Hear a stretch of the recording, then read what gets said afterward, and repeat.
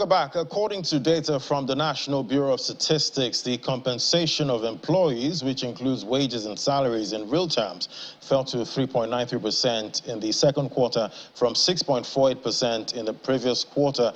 It also dropped by 15.51 percentage points on a year-on-year basis from 19.44% in the second quarter of 2021. Well, join us now is Temitope Omoshi, Investment Strategy Manager, AfriInvest Asset Management. Join us via Zoom. Great to have you on the program.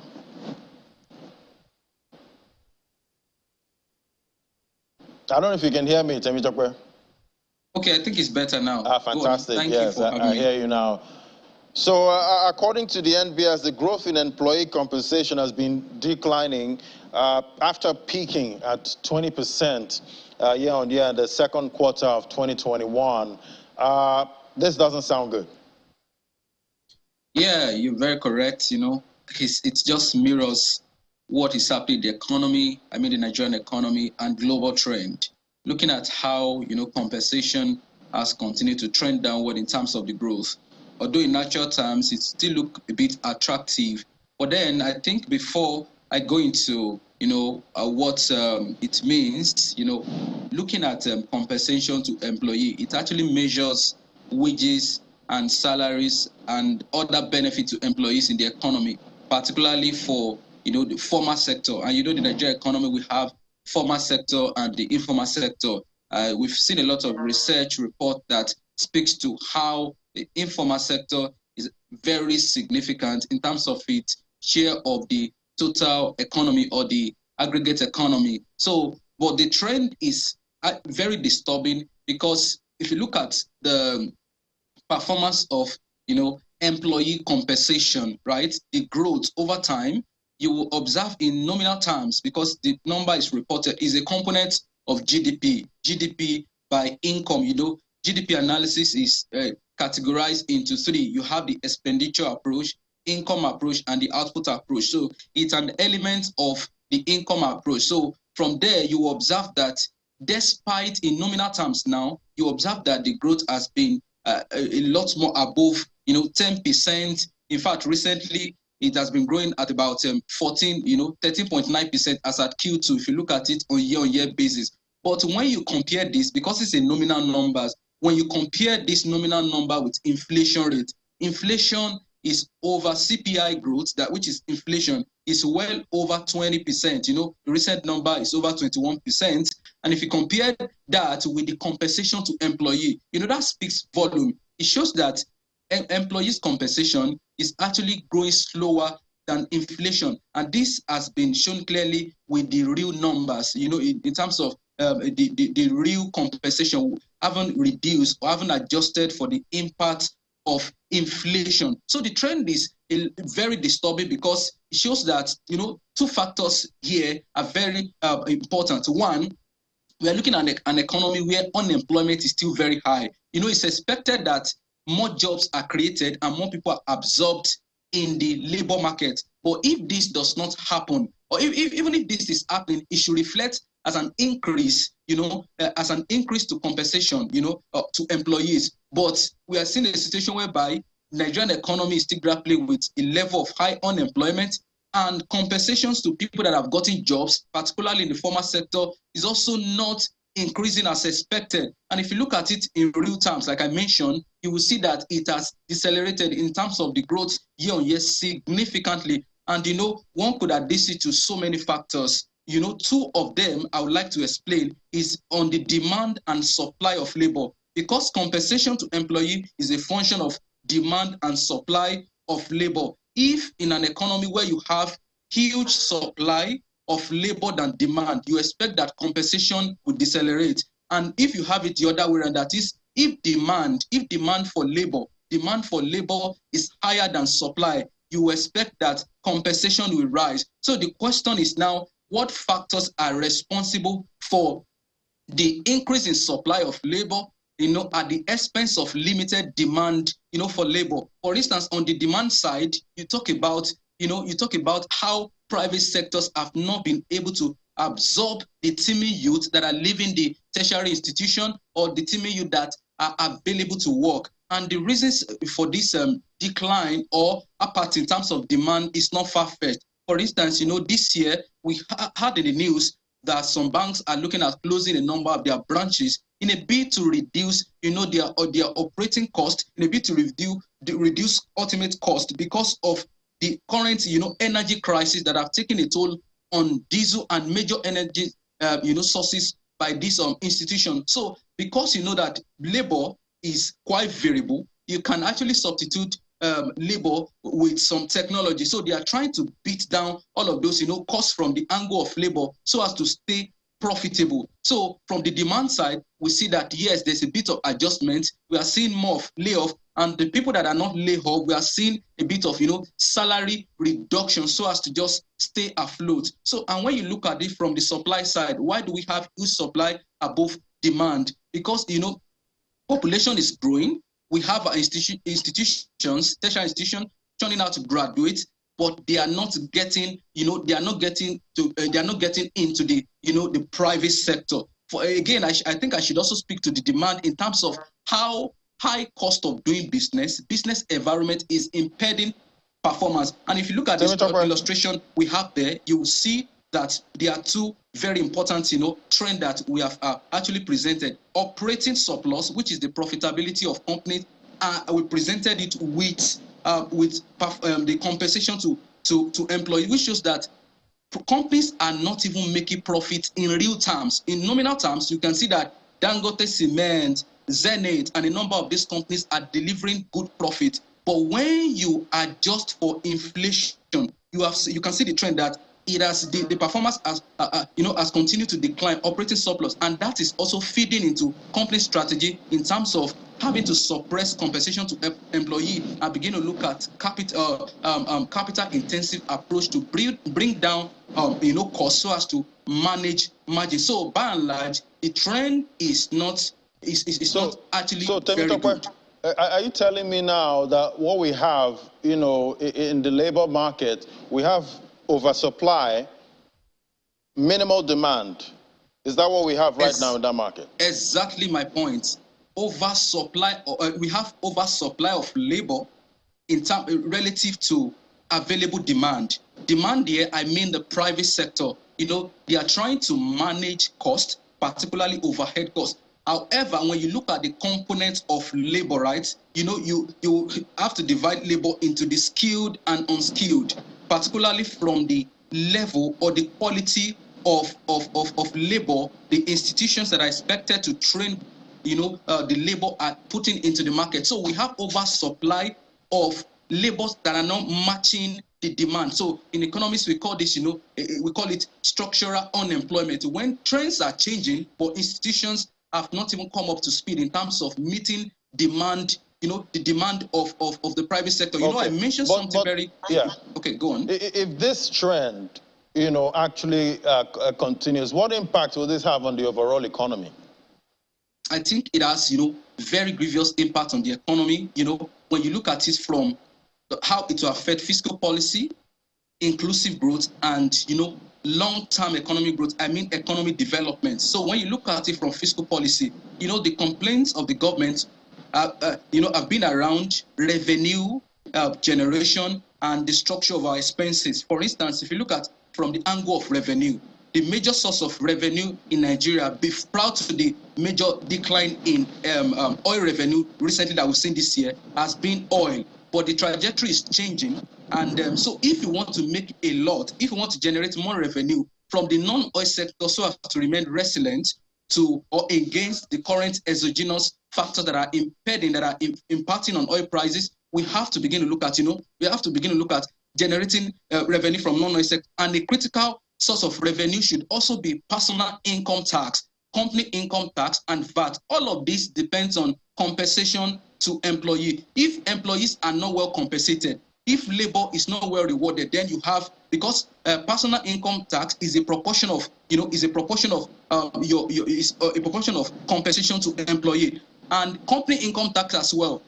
Companies perform efficiently, they are profitable if sales or earnings increases, and if people are not well compensated in an economy, it will affect consumption spending. It will affect purchasing power, and once purchasing power is affected, it affects, spending, and spending is what makes companies to thrive. So if people are not spending because they don't have sufficient income, it will definitely take a toll on profitability of companies, and that will dovetail into, the revenue to government in terms of company, income tax. And if you look at it from the angle of VAT as well, VAT depends on consumption. If people are not spending, you don't have enough VAT that government needs, for revenue mobilization. So on the fiscal side, looking at it from revenue, it's going to affect government severely. And if you look at it from the aspect of expenditure as well, because people are not gainfully employed, you continue to see, or they are not getting enough compensation. There's going to be increase in level of crime. Government will have to spend a lot on infrastructure, because look at what just happened to the rail in the north, Kaduna and Abuja rail, as a result of high level of insecurity. So if people are not well compensated, it also creates what we call virtuous circle of poverty. Because when people are not well compensated, you have low income, you have low savings, low investment, low productivity, and you are back to low income. In fact, it is a major cause of underdevelopment in any country, and that will lead to major crisis. Government will have to continue to spend without getting the desired result. So it really has grave implication for an economy that has not properly dealt with poor compensation to employees. Quite a bleak picture you've painted there. But what policies do you think can be adopted by the government to change this and turn it on its head? I think it's very important to also look at we have a number of policies that are pro-growth. Compensation to employee, we know that is largely linked to company's performance and profitability. Although I could look at it from two angles. One, because the compensation to employee also has in it self-employed. People that are self-employed, are they earning enough in terms of their performance? And how is the current business environment impeding their performance? So we need to continue to, address the unfriendly business environment in Nigeria, ranging from how price instability has continued to, suppress margins of entrepreneurs, and for private institutions as well, for blue chip companies, we also need to begin to look at how to encourage them to perform, optimally. And we also need more businesses, more blue chip businesses. For instance, if you look at the Nigerian Stock Exchange, we have less than 200 companies that are listed. But in a number of other countries, you have more companies, more blue chip companies, because we have limited blue chip companies. That is why, we also see poor compensation. So I think it's also very important. It's also very important that we try to put in place policies that, ensure that businesses are thriving and more businesses are set up, particularly policies that will focus on MSME, that encourages MSME. And in fact, I think I also need to emphasize the importance of enforcing labor law. It seems in Nigeria, labor law is largely tilted toward the employer than employees. So I think if we are able to also put employees in the picture, and government ensure that they adjudicate for employees whenever they are ill-treated by the employers, that will also in a way enhance the compensation to employee. Because with all that I've said about how private sector needs to be supported so that they are able to perform well, and this will dovetail into improvement in compensation to employee. You and I know that every company is after profit optimization. So even as a result of increase in profitability, if government have created the enabling environment for business to thrive, they may not really compensate employees well. So we have to now talk about regulation. We must put in place regulation that allows for reasonable minimum wage. I'm sure in advanced economies, as little as your plumber work, as little as your carpentry work, you have to pay through your nose, because wages in that environment is standardized. Wages are well standardized. So regardless of your kind of job, but in this part of the world, we know that certain auxiliary services are not well compensated. So as government ensure that business environment is conducive for private sector and budding companies, MSMEs, self-employed, we should also ensure that rules and regulation are put in place to ensure that employees are also not cheated. In addition to that, we should also encourage, labor-intensive, productivity. And I think in addition to that, which is very, very significant, is how we begin to address the education sector. We've talked about how the impact of this ASUU strike has really affected, affected a number of students. If people are not skilled, employers will not compensate adequately. So we need to begin to look at how to revamp beyond just the impasse between, ASUU and the federal government. We need to begin to look at how to make our education system viable, value add, in terms of beyond just working on research that ends in the chair of lecturers. We need value add education system where the students are trained to add value to the private sector, where students are trained, in innovative and technical skills that are readily employable and in Nigeria private sector, and they are globally competitive. Right. Well, Temitope, there's also been that talk, about the whole Japa syndrome there. We've heard about, that big exodus of, talent, much needed talent, out of the country. How is that playing into all of this? I think this should be positive for, for employees that are skillful, right? But because we are not most of the people that are leaving the country are largely skilled, employees, are the most skillful part of the, working force. So we know that, yes, it's negatively impacted, which is why, if you look at the composition of, employees that are poorly compensated, they don't have the skill, right? But then I think the onus now lies on both the government and individual to continue to upskill, because as the Japa syndrome is increasing, it's actually creating, opportunities for employees that are competitive to seek for, adequate compensation as at when due, because as people that can actually afford, statistics are out there that the percentage of Nigerians that can afford to even exit the shore of this country are not up to 5%. So the Nigerian economy will still work. We still have a viable banking sector. We have a viable manufacturing sector. We have other sectors of the economy that need skillful people, and they are ready to compensate. So I think the onions lies on people, on employees, on graduates to ensure that they upskill so that they are employable in the private sector. And at the same time, government also has to begin to look at how compensation can be, proper compensation is entrenched in the system, because private organizations will always look at profit optimization.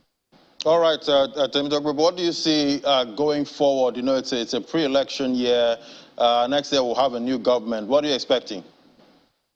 So I think that the exodus of skillful, employees in Nigeria will not stop anytime soon, because some of the major drawbacks, to retaining the best brains have not been, deliberately addressed. So we could see a reversal once we have a new government with concrete, steps to addressing all of these challenges, which has to do with beyond the compensation, the business environment, insecurity, and a number of other factors that are impacting lives and livelihood. So I think, yes, the exodus will continue. However, it has actually created more opportunities for people that can quickly upskill, develop themselves to take advantage of the opportunities that are being created by the exodus, by the migration of skillful people. But I also have to stress that, because of the election year and the accompanying macroeconomic uncertainties, we know that margins of companies are dwindling significantly, particularly in real time as a result of increase in inflation. This means that, companies will continue to find a way to moderate employees' compensation so as to stay profitable. So by and large, it's not the picture is not so bright. But I think after the new administration have set out clear cut steps to addressing these challenges, we should see a major reversal. Otherwise, there's no end in sight. Okay, well, I guess employees definitely do not want to hear a reduction in compensation, since it's not even been growing that much. Thank you so much. That was Temitope Omoshi, Investment Strategy Management, AfriInvest Asset Management. Thank you so much. You're welcome. All right, we'll take a break now. When we come back, we head to the markets. Do stay with us. This is Business Morning.